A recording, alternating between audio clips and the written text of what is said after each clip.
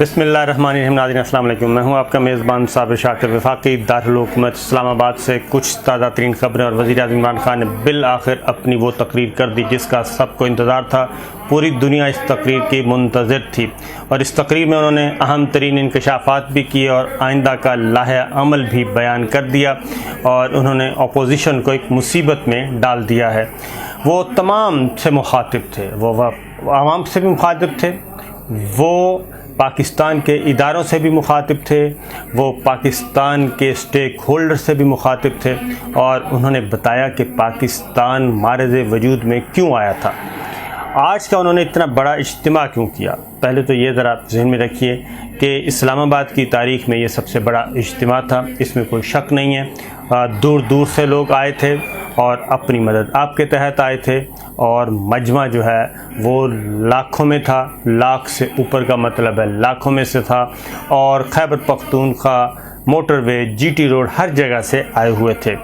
और चूँकि एक बात कोई माने ना माने, कैरिज़मेटिक लीडरशिप तो वज़ीर आज़म इमरान खान की है और लोग उनकी तरफ मुखातिब हैं, उनसे सुनना चाहते हैं और उनकी तरफ देख रहे हैं। इसलिए आज तहरीक अदम एतमाद के पीछे छुपे राज क्या थे वो उन्होंने आज मुनकशिफ किए। शाह महमूद कुरैशी साहब ने भी, असद उमर साहब ने भी, सब ने। लेकिन जब वो स्टेज पर तकरीर करने के लिए जा रहे थे तो उस वक्त मुतालिबात क्या थे, पहले ज़रा वो मैं आपको बता दूं कि मुतालिबात क्या थे उनके। मुतालिबात इत्तेहादी जमातों के, वो बारगेनिंग करना चाह रहे हैं। उनकी जमात के लोगों को करोड़ों में ख़रीदा जा सकता है, ख़रीदा जा रहा है बकौल वज़ीर आज़म इमरान खान के। और वो किसी भी किस्म की असूलों पे कंप्रोमाइज़ नहीं करना चाहते। वो चाहें तो अरकान को ख़रीद सकते हैं, वो चाहें तो अरकान को ब्राइब कर सकते हैं। लेकिन वज़ीर आज़म इमरान खान ने कहा कि मैं ऐसा कुछ भी नहीं करूँगा और अपने असूलों पे कायम रहूँगा।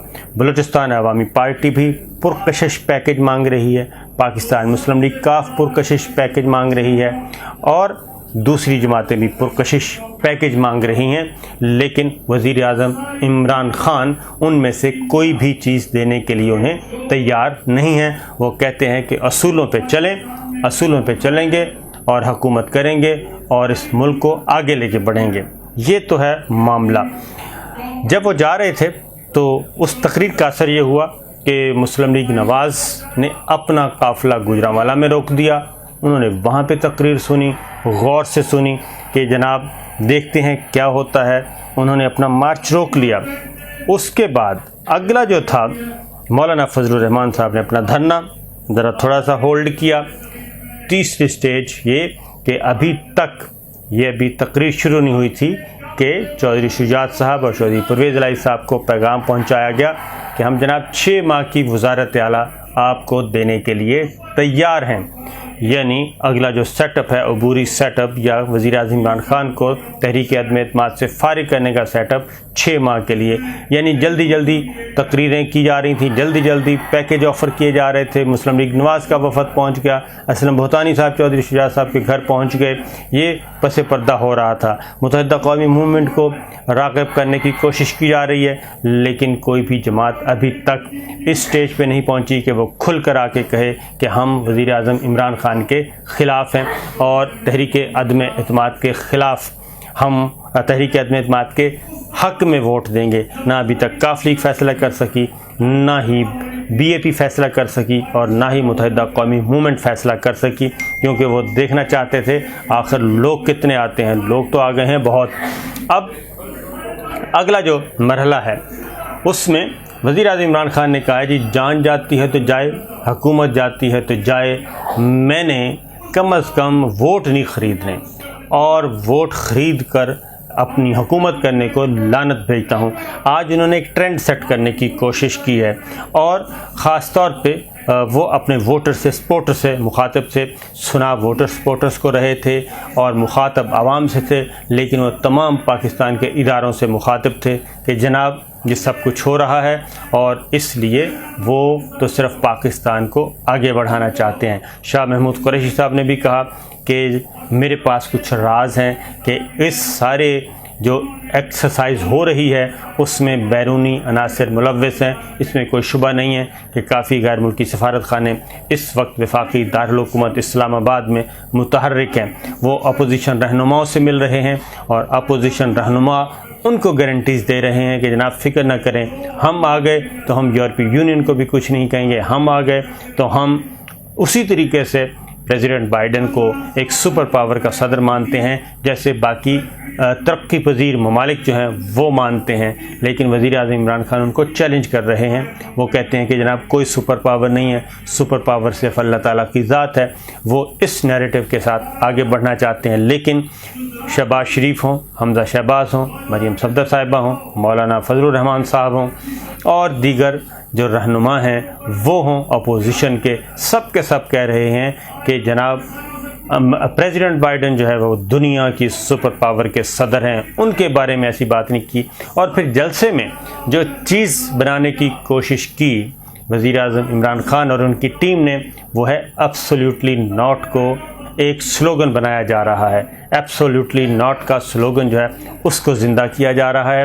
اور خاص طور پہ پھر اس دوران مغرب کی اذان ہوئی، وہ بھی ایک ایونٹ ہوا. مغرب کی اذان ہوئی تو اس میں ابرار الحق صاحب نے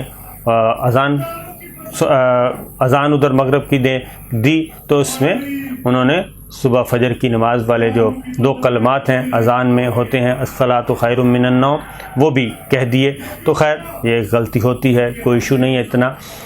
تو اس میں اس کو بھی ظاہر ہے سوشل میڈیا پہ. اب جب یہ تقریر ان کے کنٹینٹ پہ فوکس کم کیا ان کے مخالف ٹی وی چینلز نے، وہ کیا کر رہے تھے؟ وہ ڈرون کے ذریعے دکھانا چاہ رہے تھے کہ جناب ڈرونز کے ذریعے کہ ڈرون کیمرے کے ذریعے کہ لوگ نہیں ہیں اور خالی جگہ دکھائی جا رہی تھی. اور پھر جب پرائیویٹ میڈیا چینلز کو سب کو اجازت دے دی تو انہوں نے جو مناظر دکھائے وہ بالکل ڈیفرنٹ نوعیت کے تھے.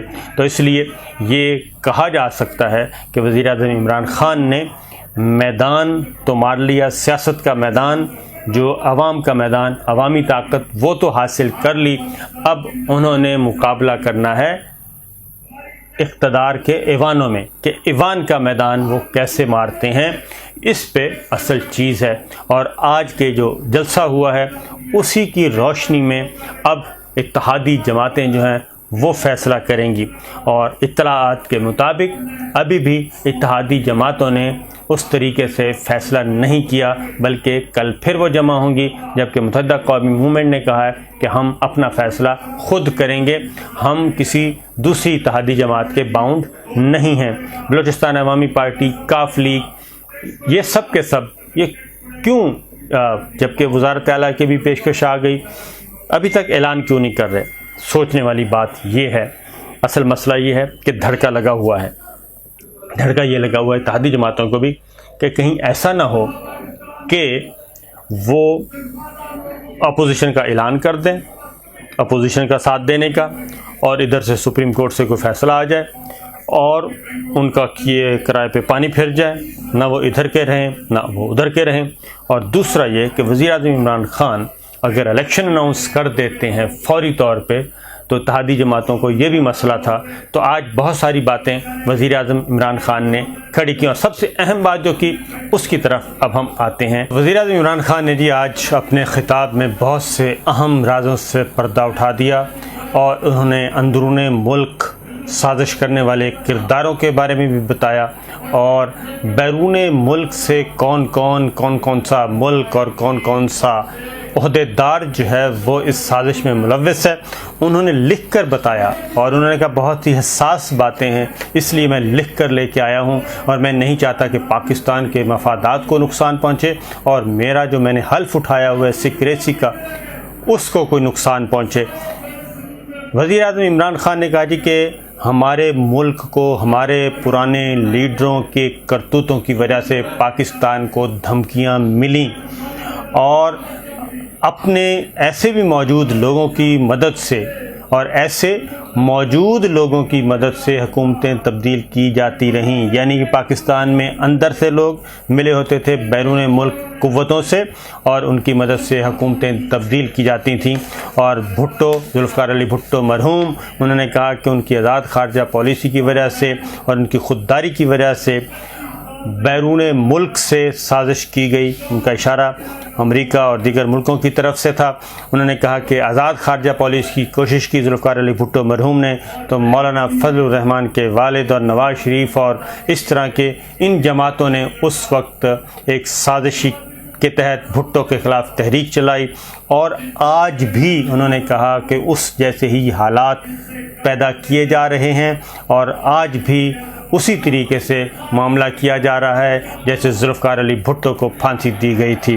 اور انہوں نے یہ بھی کہا کہ آج ذوالفقار علی بھٹو کے داماد، جو کہ سب سے بڑی بیماری ہیں، اور ان کے نواسے جو ہیں، وہ دونوں لالچ میں آ کے اپنے نانا کی قربانی کو بھلا کر نانا کے قاتلوں کے ساتھ بیٹھے ہیں اور ان کی وکالت کر رہے ہیں۔ آج پھر ملک کو انہی حالات پر سے گزرنا پڑ رہا ہے جو کہ اس وقت تھے۔ خارجہ پالیسی کو مروڑنے کی کوشش کی جا رہی ہے پاکستان کی، اور اس کو بیرونی دباؤ کی وجہ سے متاثر کیا جا رہا ہے، اور سازش کا پچھلے چند مہینوں سے مجھے پتہ ہے، اور سازش تیار ہو رہی ہے، ان کا بھی پتہ ہے، لوگوں کا بھی پتہ ہے، ملکوں کا بھی پتہ ہے کہ یہ سب کچھ کہاں ہو رہا ہے۔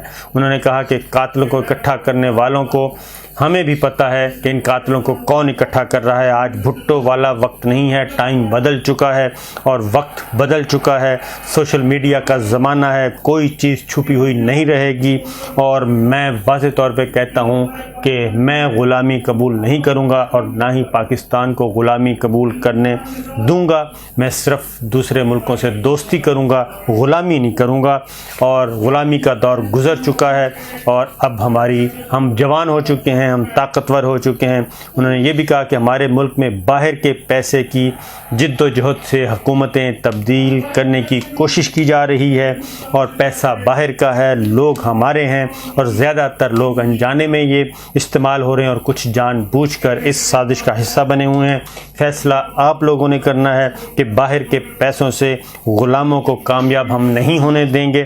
اور انہوں نے یہ بھی کہا کہ باہر سے کہاں سے دباؤ ڈالا جا رہا ہے، کس کس ملک سے، ہمیں سب پتہ ہے، اور ہمارے ملک کی مفاد میں ہمیں لکھ کر، انہوں نے کہا کہ لکھ کر دھمکی دی گئی، اور انہوں نے پھر ایک خط اپنی پاکٹ سے نکالا کہ یہ وہ ثبوت ہے جو کہ اگر کسی کو شک ہے کہ کس طریقے سے لکھ کر دھمکیاں دی جاتی ہیں کہ یہ ملکی مفاد میں یہ ہے، اس لیے آپ ایسا کر لیں، تو یہ ملکی مفاد نہیں بلکہ بیرونی دباؤ ہوتا ہے، اور دھمکیاں دی جاتی ہیں کہ یہ ملکی مفاد ہے۔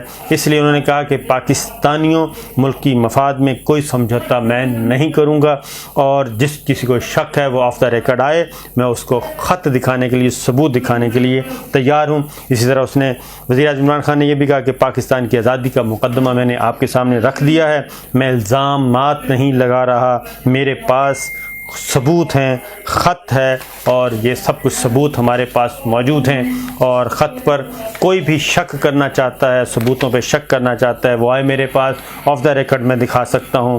اور انہوں نے قوم سے کہا، میڈیا سے کہا کہ ہمیں سوچنا ہے کہ ہمیں کون سا راستہ لینا ہے۔ پھر سے کہہ رہا ہوں کہ دل کھول کر اپنے دل کی باتیں کر رہا ہوں، اور ساری باتیں، ساری سازش مناسب وقت پر سامنے لائی جائیں گی۔ انہوں نے کہا یہ پہلی قسط ہے۔ اور پھر انہوں نے کہا کہ گول مول گونگلو جو لندن میں بیٹھا ہے وہ کس سے ملتا ہے، اور پاکستان کے کردار کس کے کہنے پر چل رہے ہیں، پاکستان میں موجود کردار کس کے کہنے پر چل رہے ہیں، یہ ثبوت بھی انہوں نے کہا کہ میرے پاس موجود ہیں۔ ہر چیز کو ظاہر کر رہا ہوں، اور میری کوشش ہوتی ہے کہ ملک کے مفادات کی حفاظت کی جائے، مجھے کسی کا ڈر نہیں، مجھے اللہ تعالیٰ نے سب کچھ دے دیا ہے۔ میں صرف پاکستان کے لیے اور پاکستان کے عوام کے لیے، پاکستان کی آزادی کے لیے، پاکستان کی خود مختاری کے لیے میں لڑ رہا ہوں اور لڑوں گا۔ اس کے لیے میری جان چلی جائے، میری حکومت چلی جائے، تو فیصلہ آپ نے کرنا ہے۔ اور اس کے ساتھ ساتھ وزیر اعظم عمران خان نے یہ بھی دعویٰ کیا، لوگوں کو کہا کہ دیکھنا کہ 25 کروڑ روپے لے کر کس کس کا ضمیر جاگا ہے، یہ جس دن ووٹنگ ہوگی اس دن نظر آ جائے گا۔ اور ساتھ ہی ساتھ انہوں نے ایک اور بات بھی کی کہ نون لیگ اور پیپلز پارٹی کے بہت سارے MNAs جو محب وطن ہیں، ان سب کو پتہ ہے یہ جو تحریک عدم اعتماد میں جو کچھ ہو رہا ہے، یہ سازش کہاں تیار ہو رہی، ان کے علم میں بھی آ چکا ہے۔ اور ووٹنگ والے دن نون لیگ اور پیپلز پارٹی کے ان MNAs کے بھی ضمیر جاگ جائیں گے اور وہ واپس آئیں گے۔ تو یہاں پہ ختم ہوا، اس لیے یہ تھی آج کی اہم گفتگو وزیر اعظم عمران خان کی۔ باقی انشاءاللہ اگلی ویڈیو میں اجازت دیجیے، اللہ حافظ۔